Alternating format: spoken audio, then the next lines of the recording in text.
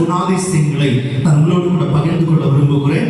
முதலாவதை வாசிக்கலாம். அப்போஸ்தலர் நடவடிக்கை புஸ்தகம் 20வது அதிகாரம் 19வது வசனம்.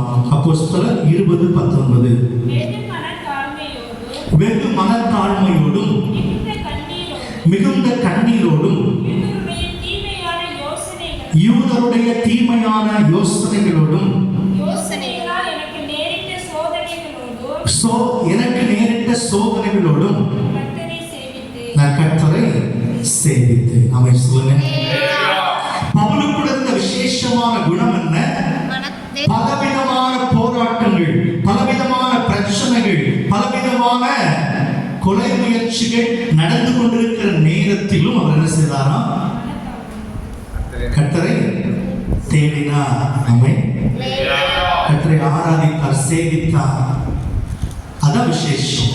அதனாலதான் பவுலுடைய கையினாலே விசேஷ காரியத்தை செய்தார். ஆமென். அல்லேலூயா.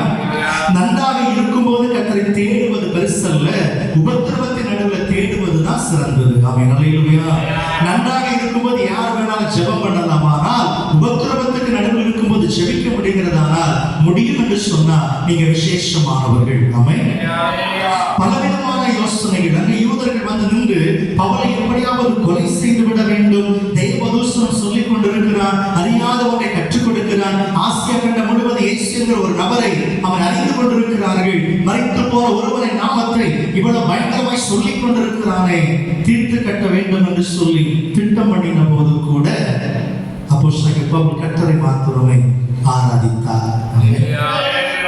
இந்த குணம் நமக்குள்ள இருக்குமானால் ஒரு நாள் நாமும் அற்புதங்களாய் விசேஷமாய் மாற்றப்படுவோம் என்பதில் எந்த விதமான சந்தேகம்